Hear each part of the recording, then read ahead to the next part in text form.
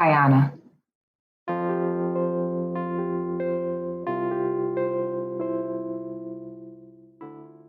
I loved her hair. To be so small, I wasn't expecting her hair to look like that. She had beautiful black hair. Welcome to Still a Part of Us, a place where moms and dads share the story of their child who was stillborn or who died in infancy. I'm Winter. And I'm Lee. We are grateful you joined us today. Please note that this is a story of loss and has triggers. Thanks to our lost parents who are willing to be vulnerable and share their children with us. If you're listening to this podcast, just know that on our YouTube channel there are pictures and videos that are related to the stories that are being shared. Subscribe and share it with a friend that might need it, and tell them to subscribe. Why? Because people need to know that even though our babies are no longer with us, they're still a part of us.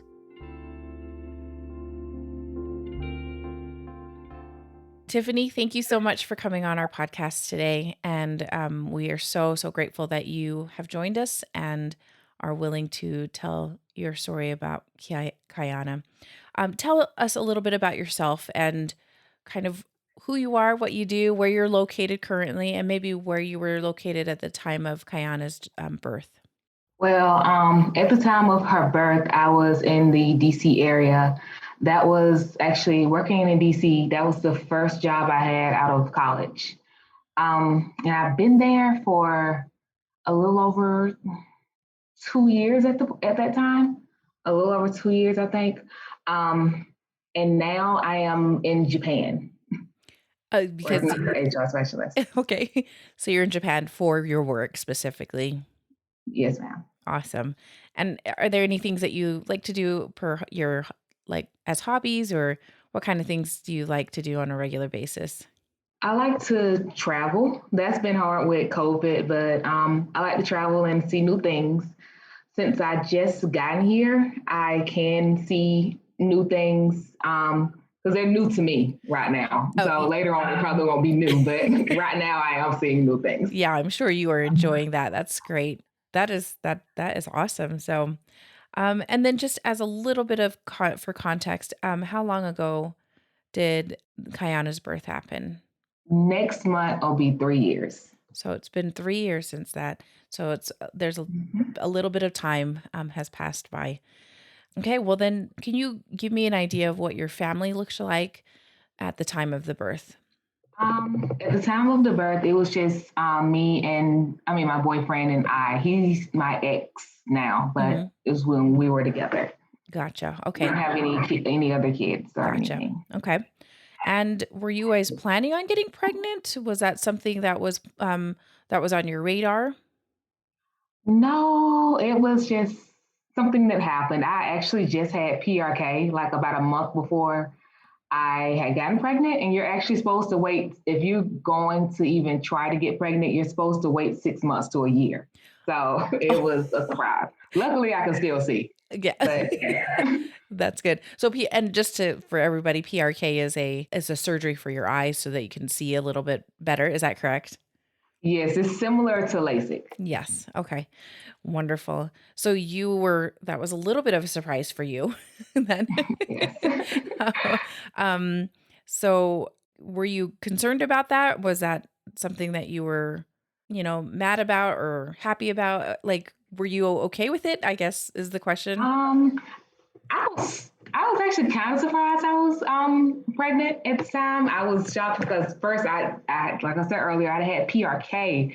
So it's like, oh, you're not supposed to get pregnant. So I'm like, I wonder if I like lose my eyesight. And the second thing was like, okay, well, here in this DC area is expensive to live in the DC area. But I was actually kind of happy. Okay, that's great. What about your ex, your boyfriend at the time? What did he think about it? He was happy when he actually believed I was pregnant. I don't know what was going on with him. He was like, the pregnancy test lies. I'm like, but I feel horrible. And I'm like, but I feel terrible right now. I'm like, I feel so sick. Like, this is no way it's telling a lie. So eventually I got another test to confirm. He was excited about it after that. Like, he thought the pregnancy test was wrong at first. You're like, it's a false positive. Come on. No. Okay, well, that's great then. And how did your pregnancy go? Was it Was it okay? Were you really sick? It sounded like you were a little sick. I was sick. At the time, I was actually I'm not morbidly obese anymore, but I was morbidly obese. I had bad eating issues as well. And like my throwing, I constantly threw up. Like Oh, anything in my stomach was going to come right back up. oh, Yeah, that first trimester was pretty rough. They told me the doctor told me what medicine to take, and it helped a lot. By the time the second trimester came, I was a little more comfortable. great. Okay, well that's good. I know it's always Yes. tricky. And how were your checkups and as you were going along? Were there any health issues? Anything that was brought up that was of concern? Well, first trimester, besides like the throwing up and being morbidly obese, I was fine. The second trimester, they discovered that I had an incompetent cervix. It's called IC, and with that, your cervix is dilating before it's time. Hmm. So there wasn't really a fertility issue; it was just an issue with staying pregnant. Yeah. And did they propose anything to do to try and help make sure that you didn't go into like premature labor? They tried. What happened was they gave me progesterone pills to use, and I had took those. Well, it took about a week because of insurance to even get them, so they had to do some kind of authorization. And Hmm. I took as soon as I got them, I took them religiously. I went back to the doctor. Come to find out that I am like a centimeter or two dilated already. What week would you say that was? That was 24 weeks. I Oh, was 24 weeks. I was about to be, I think I was about to be 25 weeks. So I was 24 weeks. I just took a picture saying with a sticker, saying I was 24 weeks pregnant. okay. Oh man. Okay, so you were taking the progesterone. Any other things that they were trying to help kind of like you said keep you pregnant? They admitted me to the hospital when they saw that I was dilated. I stayed in the hospital for I think about 2 weeks. Oh. Yeah, I stayed in the hospital for about 2 weeks, and that included having her. But before, when they found out I was dilated, they took me to it's like labor and delivery, and put me on magnesium to help keep her in. And then I went down to like another floor after that. That wasn't the labor and delivery floor is more serious. So after they put me on the magnesium and I was done, they took me to another floor. I forgot the name of it, but it's for people who are like waiting to have their baby, who don't need to be in labor and delivery, who might have a few complications, of people who've already had their baby. Gotcha. Okay. Put me in that area, and they gave me try to give me medicine and stuff, and make me do bed rest. But unfortunately, it didn't work. When they were thinking about sending me home, they was like, "Oh, you might can go home soon, like probably the next day or two, something like that." That same day, my water broke. Oh, it did. It's that same day that I was trying to get home because I don't like hospitals. Yeah. I don't like hospitals at all. That my water broke that day, and so I called the nurse in, and they took me back upstairs and gave me more magnesium and a ton of pills and antibiotics, and then they took me back downstairs again because they were going to try to keep her in even though my water broke, Mm-hmm. as long as I didn't have an infection. Gotcha. And tell me, were you feeling any sort of contractions or anything? I Nothing. never felt contractions during that time. Okay. So they were just basically trying to see if she would stay in as long as there was no sort of infection, then they would just kind of proceed as like just keep her in there as long as possible so that she can grow. Yeah, they were going to try to keep, I forgot how many weeks, 32, 35, or something like that. They were going to try to wait. As long as I wasn't sick, there wasn't infection, anything was going on too bad, they were going to have to keep me in the hospital because my water broke. So I couldn't leave the hospital after that. Right. Anything Okay. can happen Yeah. after your. Yeah, exactly. And just to go back a little bit, did it sounds like you guys found out that you were having a girl at maybe the 20-week ultrasound scan. Yeah, I think it was around 18, 20 weeks. Okay, great. Excited. Yeah, yeah, that's So excited. We both wanted a girl. really? We thought it was going to be a boy at first. That's the thing. Because I went to an ultrasound before that with my regular doctor, and they was like, well, I think because I was like, can you see if it's a girl or a boy? Because it was around that time. And she was like, I can't make any promises, but I'll try. And so she tried to look and she couldn't really see much because she didn't want to move. So she was like, well, I think it might be a boy, but don't buy clothes yet. She's like, I'm like 80% sure this is a boy. So I was like, wow, okay. And then I had another ultrasound like 2 weeks after that. We found out it was a girl. So we were very happy because we both wanted a girl so badly. That's so great. That's kind of fun. Different. You're like, oh, just kidding. I guess we are having a girl. That's great. Yes. Okay, so then you were in the hospital. You have been on bed rest. Yeah, you've been on bed rest for 2 weeks. Then the day that you decide to go, you're like, we're gonna get you discharged. They are trying to get you out. Your water breaks. And is that 26 weeks at that time then? So I was on bed rest. So I got there around 24 weeks. I was on bed rest for like a few days and then my water broke. It was close to a weekend, my water broke. I see. Close to about a Okay. weekend. Okay. Yeah. Okay. And after that, then they said, okay, we're going to try to keep her in. But about a week after my water broke, I had started feeling I felt bad. Like I woke up that morning, I really was just like really tired. I tried to do the normal stuff. There was a set schedule like every day. Like I knew what was going to happen. I was lay in bed. A bunch of doctors were going to come in. And that was what's going to happen. I knew the same shows on TV already because I had been there just watching TV. So that day I felt really bad. And later on that evening, I could barely eat lunch. Like that was weird. I was always hungry. So I could barely eat lunch. And then later on, I just started feeling worse. And so that was like, I don't know what you call it, maybe a resident or something came in. And I told him, I said, I really don't feel well. And he asked me, did I have a fever? I thought that was their job. But he asked me, did I have a fever? And I was like, I don't think so. And he was like, oh, okay, then you're probably just tired or something like that. But this is the thing, it was the evening. So his doctors come back to back evening. So even though he said that there was going to be somebody else coming in at least 2 to 3 minutes later, they always came in like that in the evening. So I said, I'm just going to talk to the next nurse. I said after he left out, I was like, I'm going to talk to the next doctor or nurse that comes in here. Yeah. So exactly 2 or 3 minutes later, another nurse came in. And I told her, I said, I don't feel good. She asked me in a few more details to describe what was going on, and I did. And she was like, hold on, I'm finna get something to check your temperature. I'll be right back. So she came in, she checked my temperature, and she was like, okay, I gotta go get the doctor. Because I had a fever, and the way I was describing how I was feeling, she was like, yeah, I gotta go get the doctor. I'll be right back, okay? And so they brought the doctor in, and the doctor was like, I'm gonna do some more blood work on you, but I think we need to go to labor and delivery. And she's like, I'm gonna get you prepped. I'm gonna do the blood work really quickly. I'm gonna get you prepped, and we're gonna go up to labor and delivery. It's time for you to give birth because you have an infection. Yeah. I think you have an infection. Okay. What were you thinking at that time when they're like, okay, it's time? Yeah, I cried. I cried when she told me that because I was only like 26 and a half weeks. So I cried. My ex at the time, I called him because he was at home. So he came to visit and stuff, of course, but he was working. Yeah. But he had gotten off at the time. So he was at home. I thought he was at home. And I called him. I'm like, hey, I'm going to have to give birth. You need to come up here. And he was like, okay. He was like, he was leaving the grocery store or something. He's like, okay, I'm going to throw this in the house. I'm coming right up there.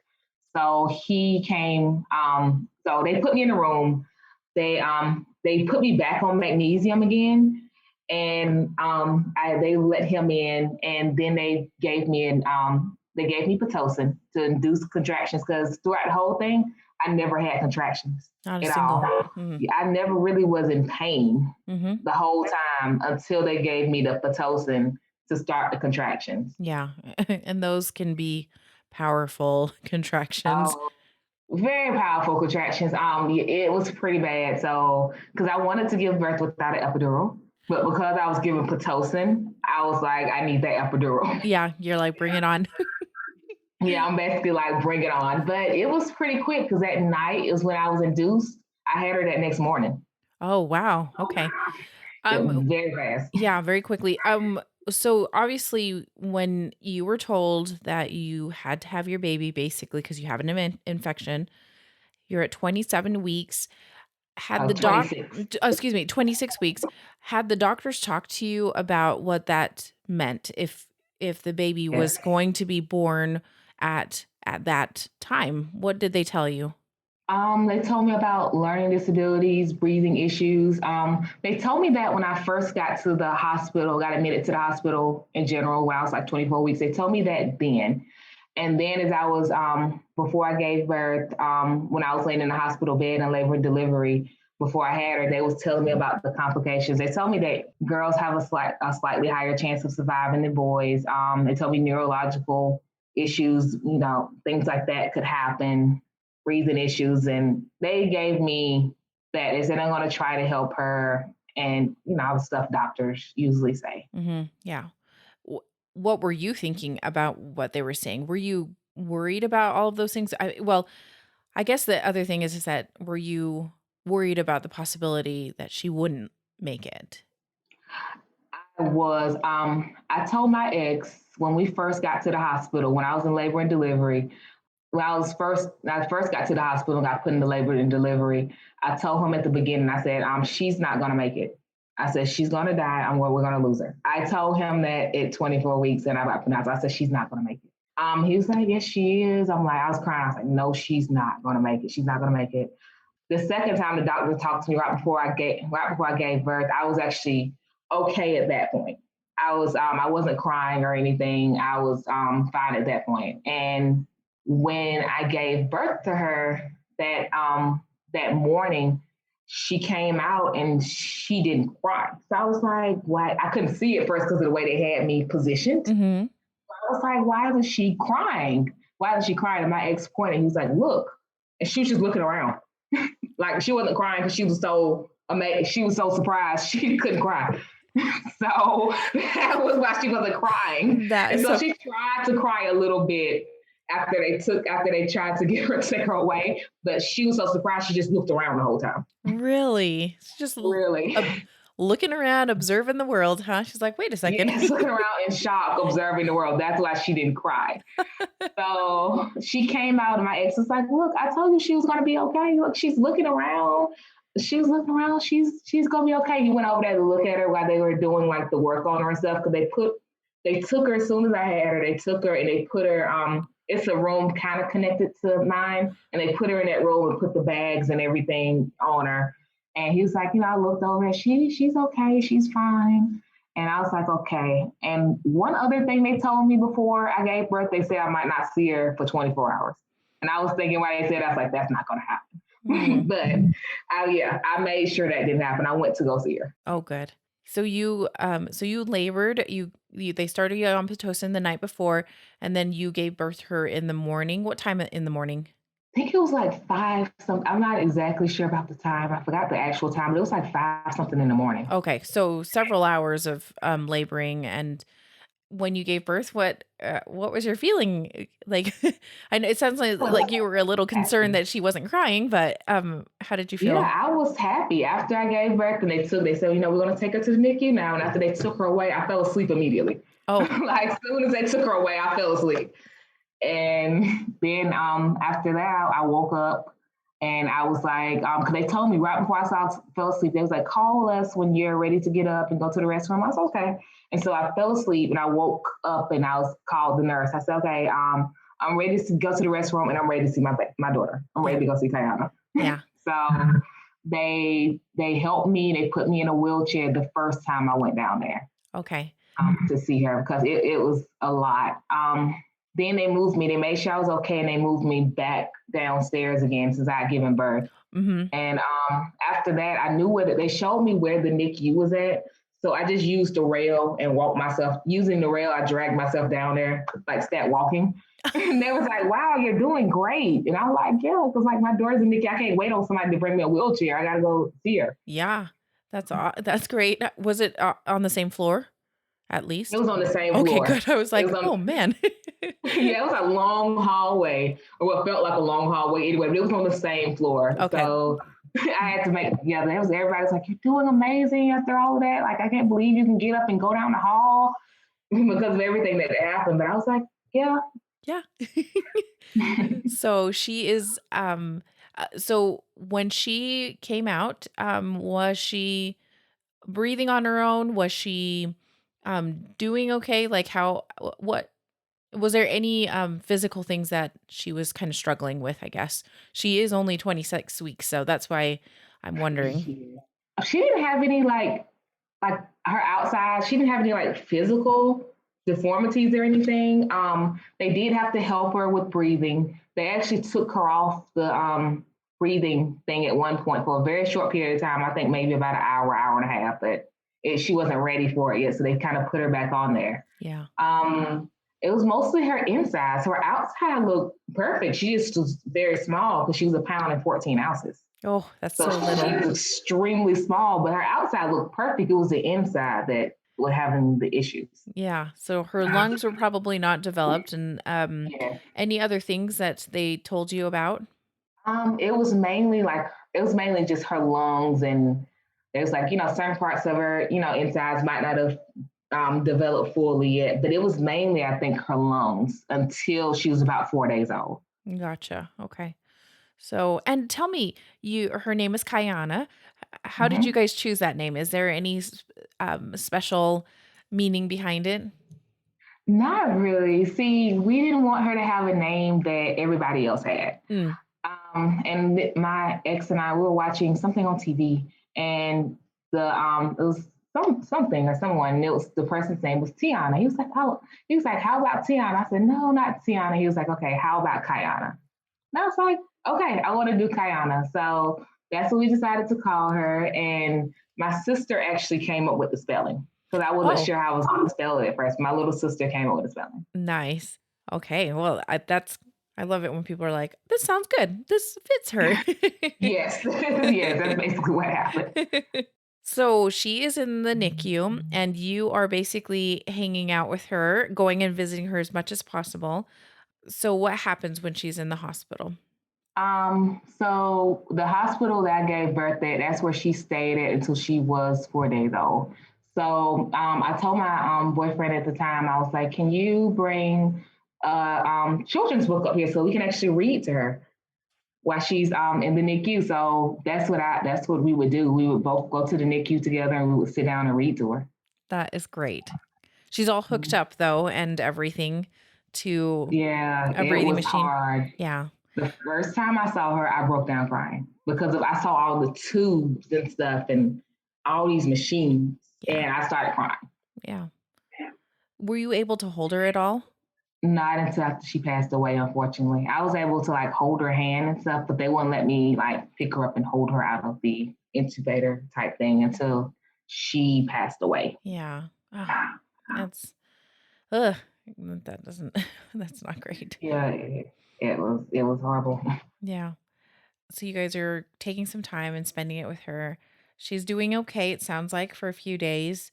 Obviously, she can't breathe on her own, but she is still doing okay. Is she putting on some weight? Where I'm assuming they were giving her some tube feeds or something like that. Yeah, they were tube feeding her, and I was also pumping Oh, milk. okay. She did end up losing an ounce though. Oh, She okay. ended up going down to 1 pound and 13 ounces. And yeah, that was pretty rough. But I mean, there was only so much feeding her and giving her stuff that they could do to keep her weight up. Yeah. And babies usually do lose a little bit of weight while they're in the hospital. So in that first little bit. So what then happens? Day four, day four, we go in and we leave our house, we drive up to the hospital, we go in and we see like this x-ray machine over her. And I was like, why do they have the x-ray machine over her? And their doctors are just like standing around. And I noticed her stomach was distended. Mm, I'm like, what's going on? And the doctor was like, we need to talk to you. I guess we came in at perfect timing before they called us. And it was like, yeah, we need to talk to you. They thought she needed surgery. She had some issue with her bowel. They said she had some issue with her bowel and she needed surgery. And we need to transfer her to another hospital, to a children's hospital. With the level 4, because that was a level 3 NICU I was at with mm-hmm. her. She needed to be transferred to a level 4 NICU for surgery.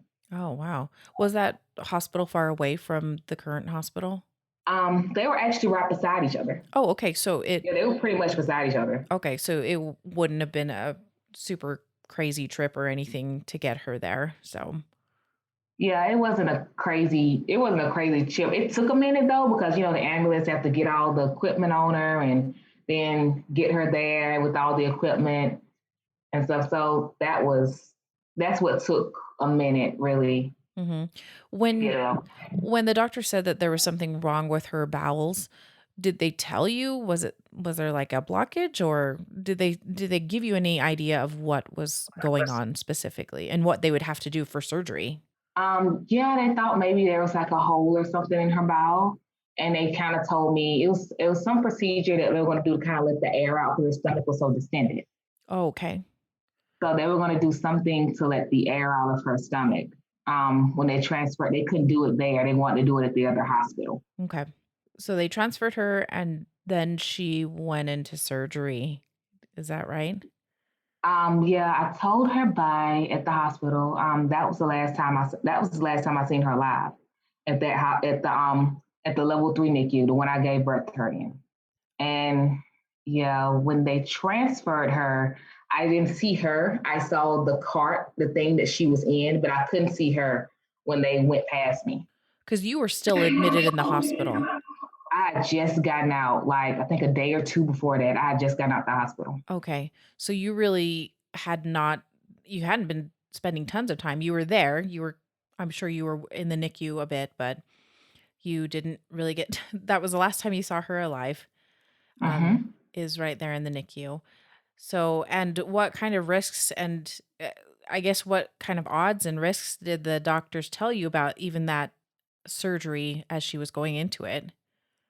They told me that the surgery it does come with risk, but it will help her. It's better than leaving her the way she was. Mm-hmm. The thing is, she never ended up getting the surgery.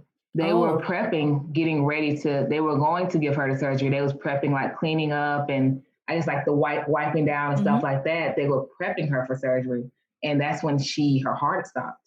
Oh, So she never even got the surgery. oh, wow. So her heart stopped when she was in the OR basically. And I'm assuming they tried life-saving measures as best as they could. They did. They came out and they told us about they were because I heard a light go off. I saw a light go off, and I was like, I knew automatically, honestly, I didn't want to believe it, but I knew it was hers. Really? It was like a code blue or something. Some light had went off and it was making noise, and everybody takes off into that room. See, we weren't in the room at the time. We was in the waiting room. Mm-hmm. Mm-hmm. I knew at the time, like even though nobody had told us, I knew. Me and my ex, we both kind of figured that was hers. So you see everybody head off into that room. You kind of have this feeling, do they come out and tell you shortly afterward? What's the timeline of events there? They came out and told us, okay, so after we saw everybody run into the room, somebody later came out. It was two people. They later came out and they said, hey, like we're trying to resuscitate your daughter. We're trying the best we can and stuff like that. It was another parent. It was some more parents in the room. I started crying after that. And that's before we even we didn't go back there at that time, but I started crying and lady was like, it's okay. This happened to my son as well, or something like that. She's like, this happened to my son before too. I think it's her child as well. So she's like, she'll be okay, it'll be okay. But I was crying in the waiting room. So the next time somebody came back out, they took us back there. They didn't tell us that they were going to stop at the time. They just said, we're going to take you back there with her.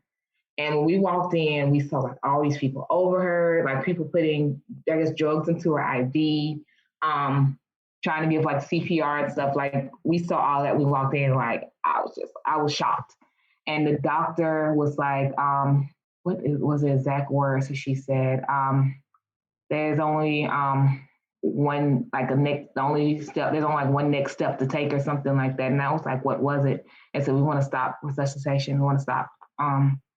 We want to stop it. And I started crying. And the doctor was just like, she put her hands up. She told them to stop. But after that, I don't think there was no bringing her back anyway. But the doctor told her to stop. And after that, my ex, he stormed out the room. And I was just in the room crying. Somebody had brought brought me some water in there or something. But yeah, so somebody went and found him and brought him back, but we were devastated. Yeah. Yeah. How could you not be? Mhm. So, did you get to spend some time with her after she passed Yes. away? After she passed away, they let us hold her. They let us hold her, and I got to hold her like well, we got to hold her like long as we wanted to. Someone, I think a chaplain or pastor asked, "Did we need anyone at the moment?" And I was like, "No, no, we don't want to talk to a chaplain or pastor or anything right now." Then the doctors and nurses they kept coming in and out and checking on us, and they let us do the molds with her as well as they let us take pictures with her. But after she passed away, but I can't look at those pictures that they took. It's been almost 3 years, and I still can't put that jump drive into my computer and look at them. Yeah. It's too hard sometimes. It's so hard. Yeah. There was actually a nurse there that had lost her son. I think her son was stillborn. And Okay. so she came in and checked on us a lot. She was really sweet. She actually started crying too. Yeah. Because I was asking her, what do I do? And yeah, she started crying too.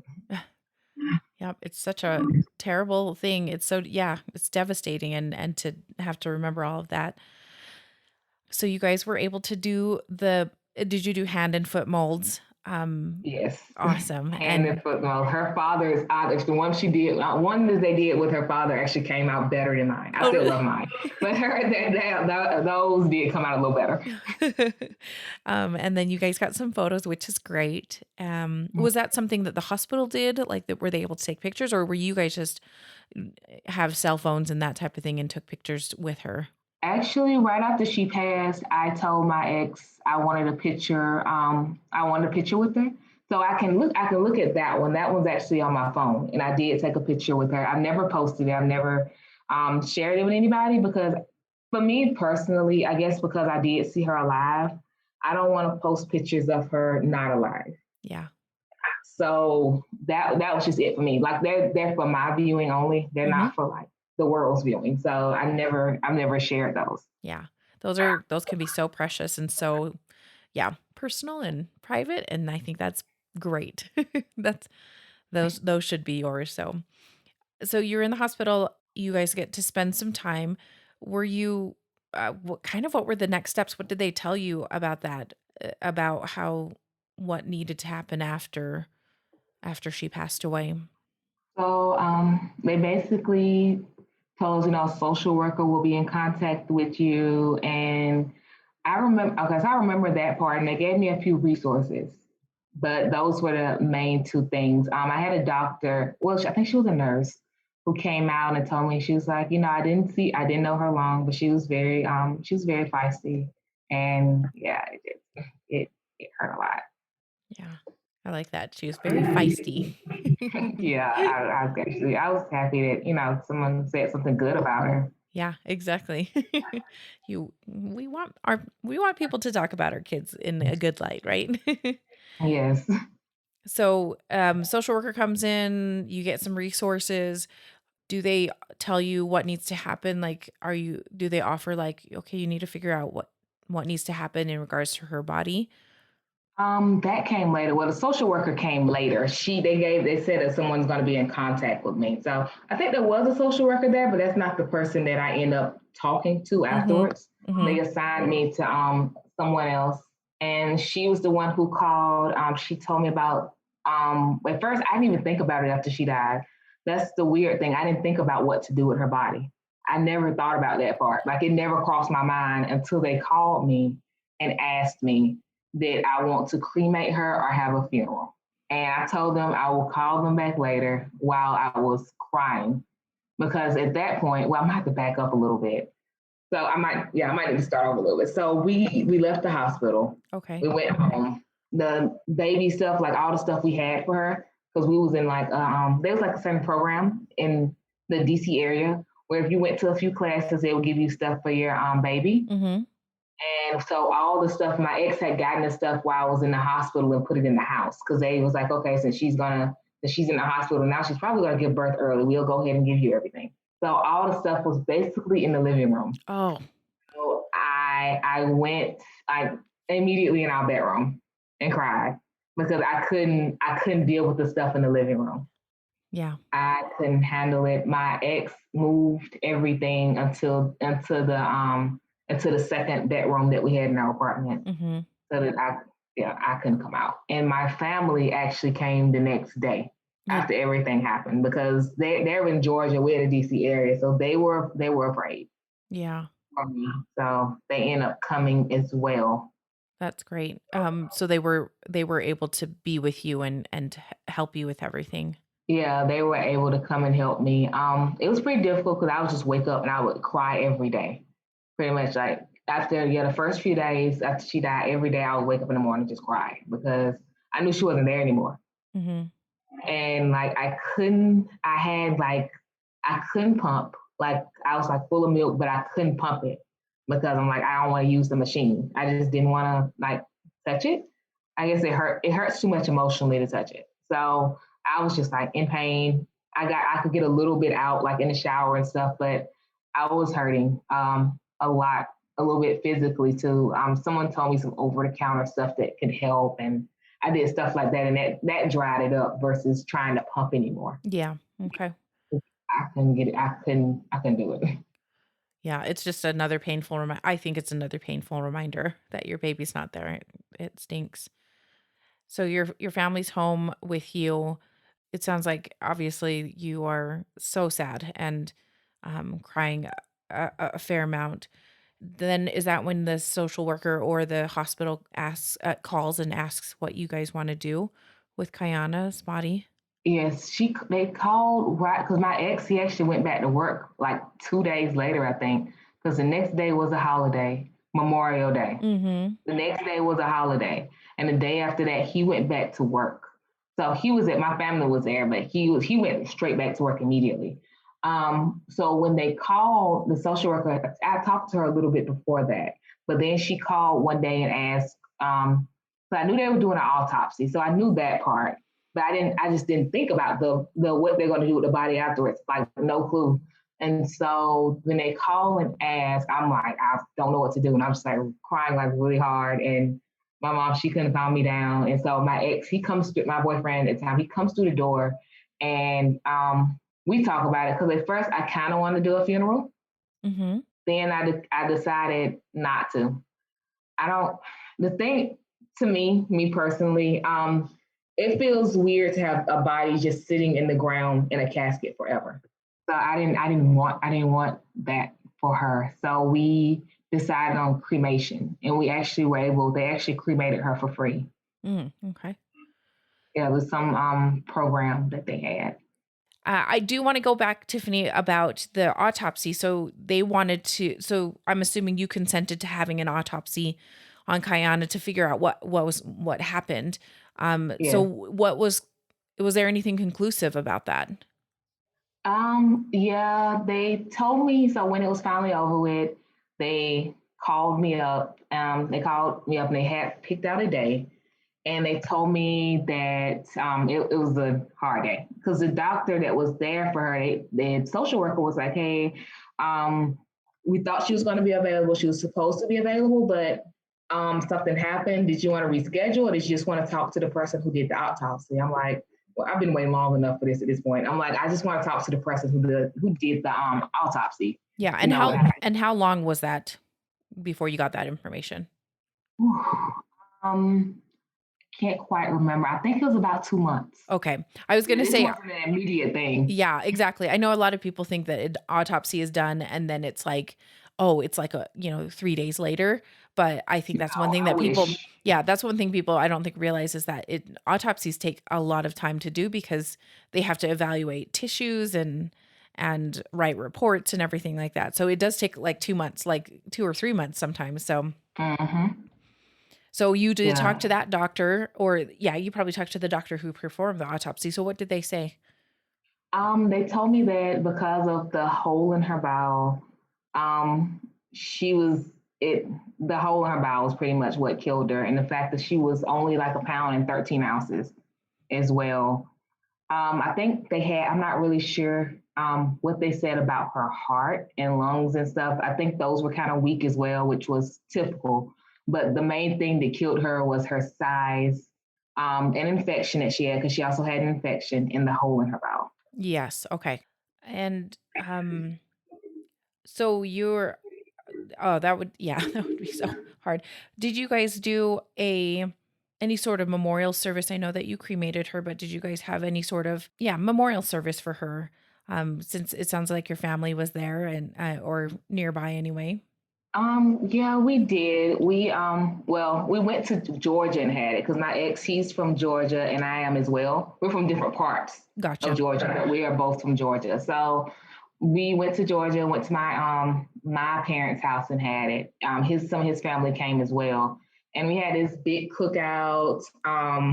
We had like someone said prayer before we ate.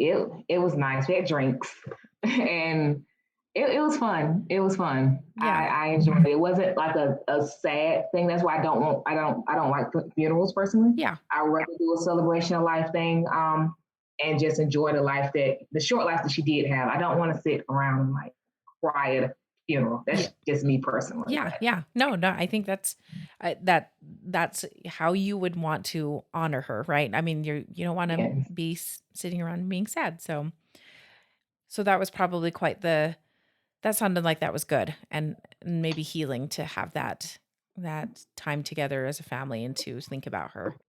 I guess the question is how are you doing now? Like how has it been for you? The month of May is always the hardest for me because her birthday, her death day, and Mother's Day is all in the same month.